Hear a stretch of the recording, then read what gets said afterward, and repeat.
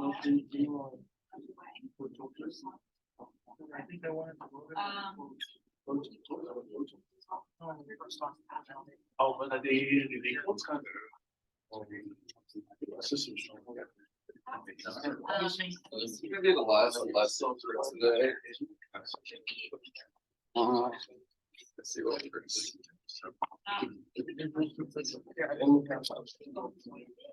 Inside of sensors. There's another way to push. I got most trying to find. So I'm like, I got it's like a day area. And maybe Apple Maps got trust out. All right, so the last lesson I'm going to be going over today is enumeration and exploitation. This is the last module in the National Cyber League, and basically this is going to consist of analyzing sparse code and bypassing authentication. The code can range from any number of programming languages, and mainly for the hard ones, you're going to be looking at binary, in which you need to know assembly language.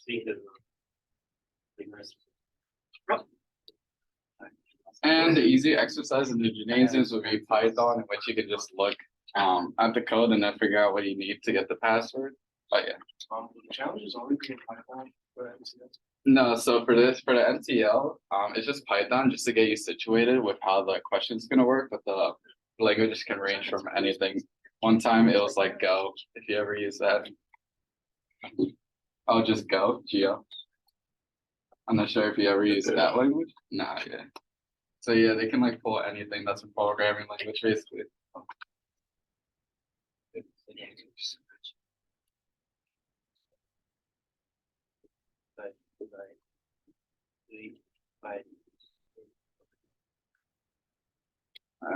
Yeah, the source code can range from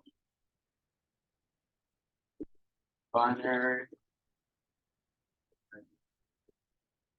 Python,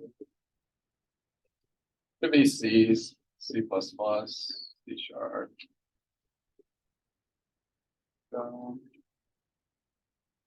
And yeah, that's all I see so far.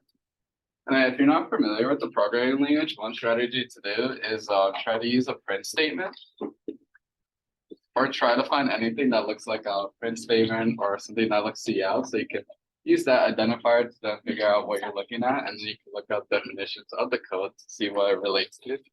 You're mainly going to be looking at functions and conditionals.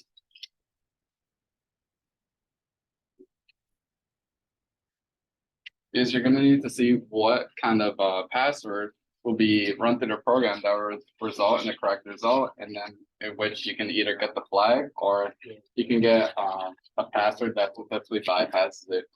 For this challenge, for this category, it's pretty interesting because for some areas you can have multiple answers.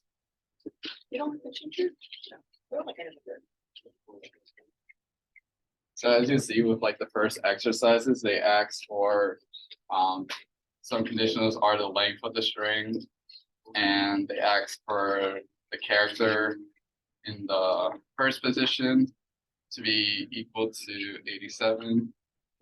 And then I think it's like the whole thing, the whole sum of the string has to equal to 1,000. And so this equates to, I'm pretty sure, capital S. And then the length just has to be 10 characters. So with this, you're left with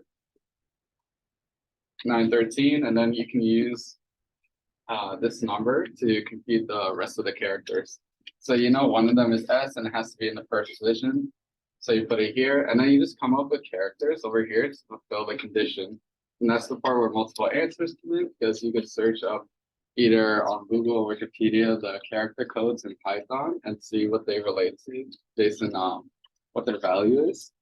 And then you can plug in, say like M, E, A, B, just anything to satisfy the condition.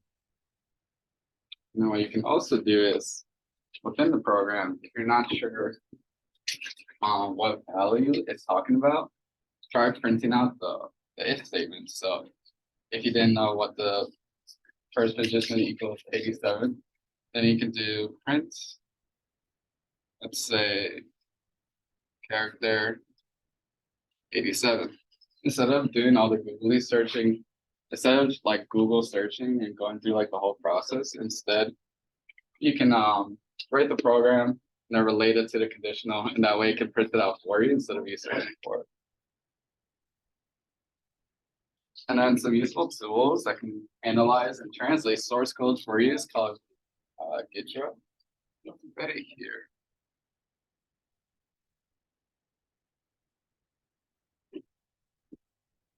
This is an NSA reverse engineering tool that is very helpful because it can split up conditionals and functions for you.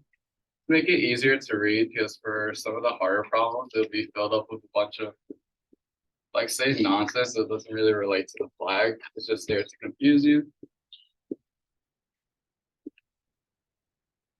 And it will do its best, say if it's binary or some other language, to translate it for you into an easier language that you can understand.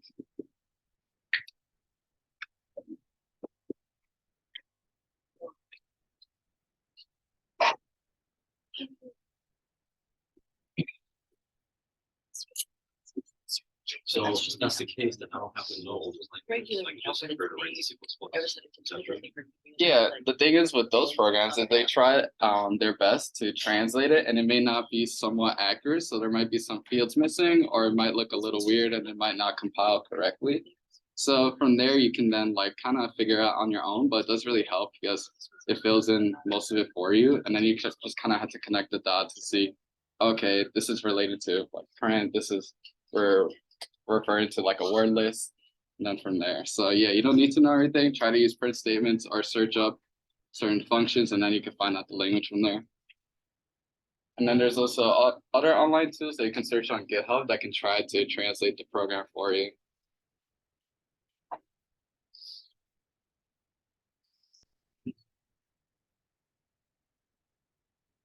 And then some exercise will require I think topic called binary exploitation.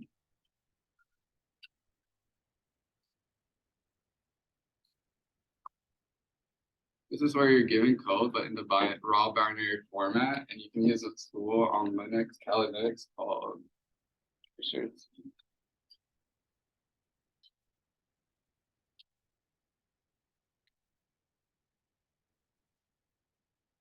should be called a GDB. And what this will do is it'll uncompile the file and then run the source code in assembly language in which you can read from. For most of these exercises, they're going to be compiled code in which you need a compiler to uncompile it. It may be the case for Python too, so you can just search up Python uncompile.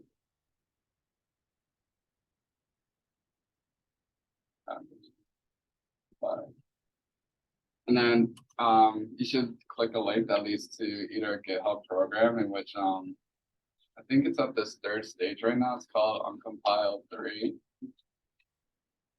And what this program does is that it will uncompile compiled Python code. It's basically like, if you want to think about it, it's like zip files, and then you just have to unzip the file, but you need a certain program for it. In that sense. Then you can download from GitHub and then install it on your machine, and then use the Python program to uncompile it, and then you can finally read the source code from there.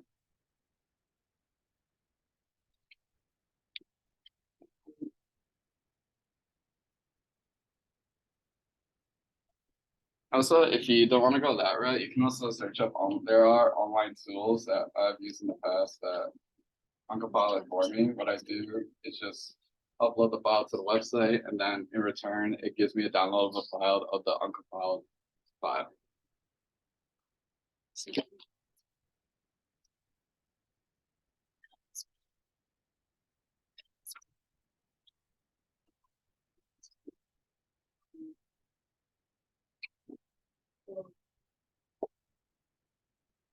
And then with the binary exploitation, if you want to go the route of using GDP on Linux, you could, for some programs, run what's called buffer overflow.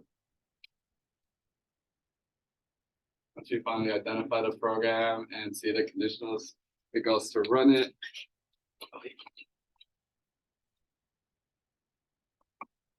for certain inputs. If you input more than what the byte can hold, and GDB will tell you.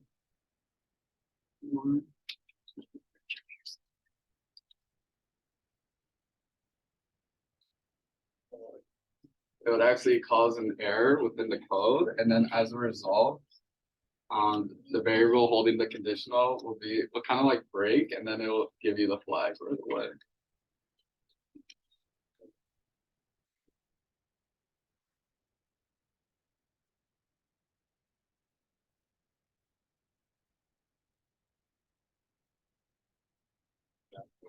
Then I'll just put some examples here, some assembly language that you can use, or might see. x64, x86, ARM, RPC, and the list goes on.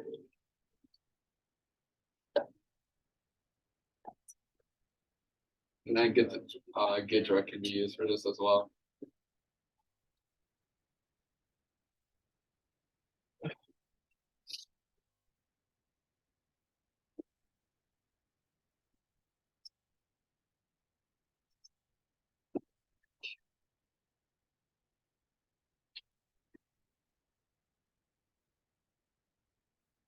And then for overall exploitation, the tool that's most commonly used is Metasploit.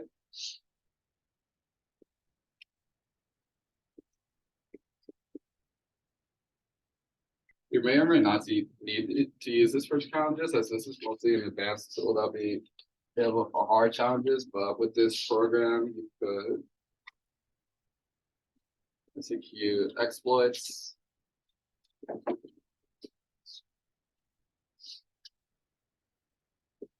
Take advantage. Exploits take advantage of system weaknesses.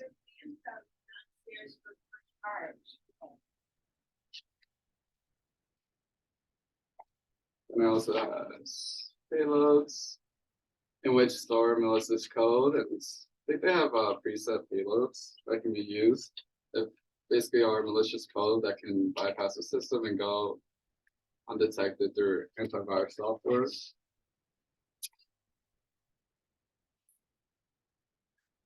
Let's have preset functions.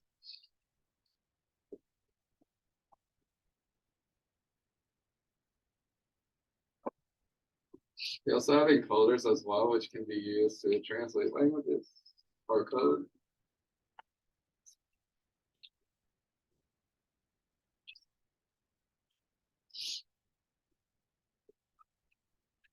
Or information.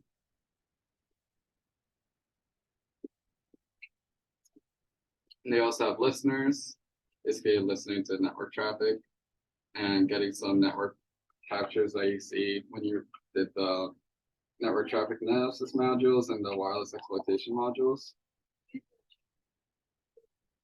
And they also have shellcode.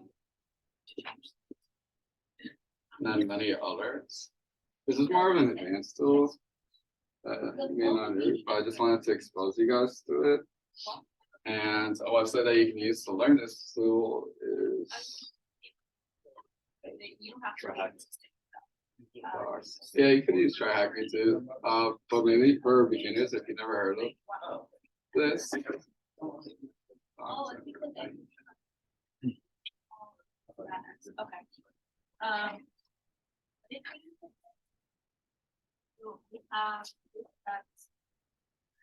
I go to this website here, it gives you some basic exercises to do and it introduces you to the tool in itself. And then you can also go to like other websites like Track or Hackbox too, where they also teach about it. I'm just not sure if it's like free for all the modules. Oh, it is.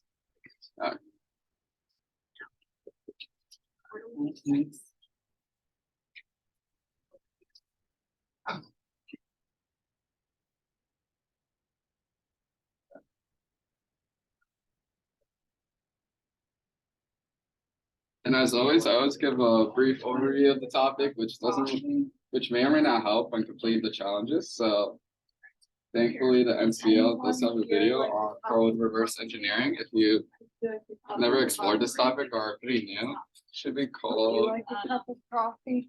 So.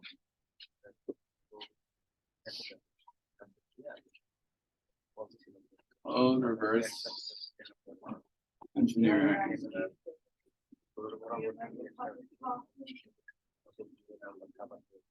Basis.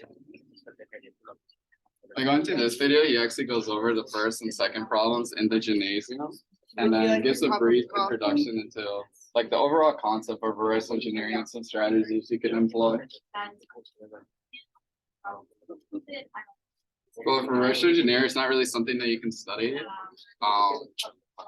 so much and then really get out of it. So some websites that we use to practice is called Correct.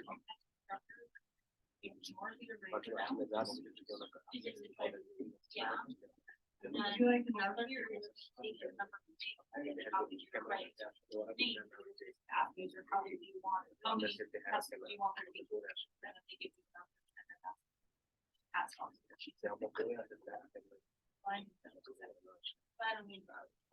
I would.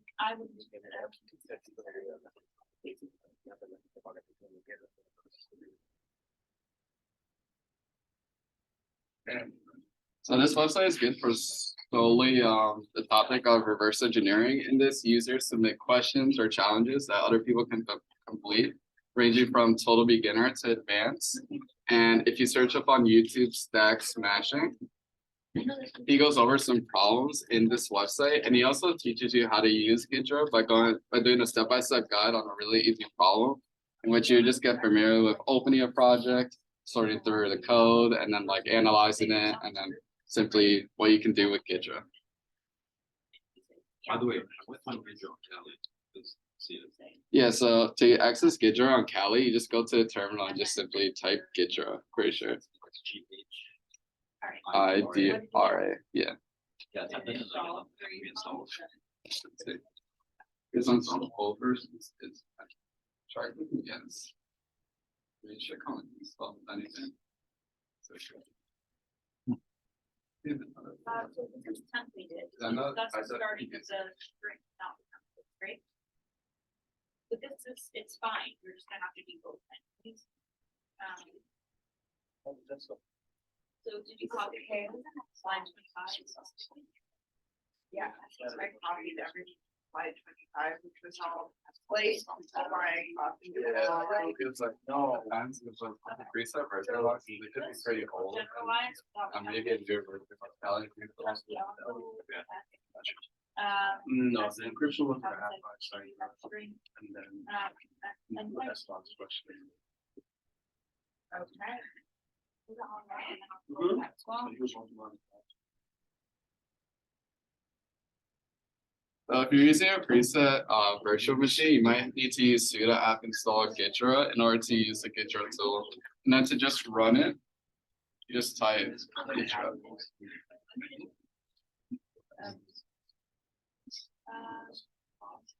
Now we'll also use Pico CTF for this. Like this. Okay, so it really, I mean, you have a class of students, all the students should be taking the same classes, right? So you have a number of students, and then over here you just have, instead of we just have like most of it. Right, because it's not that cheap, you need to ask for every student how that's. Now it should require way more practice, even though these two websites will be enough for practice. www.root-me.org provides overall CTF practice. Yeah, no. Yeah. And reverse engineer as well.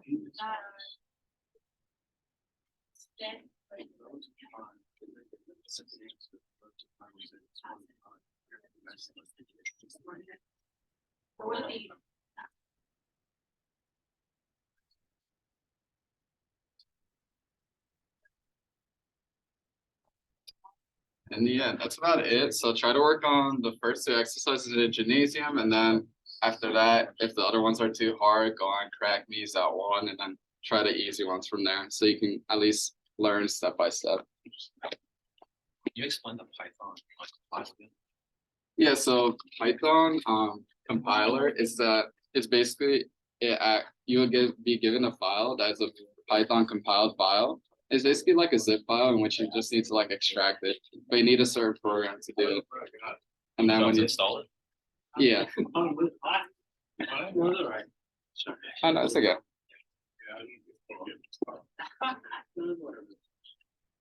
Sorry.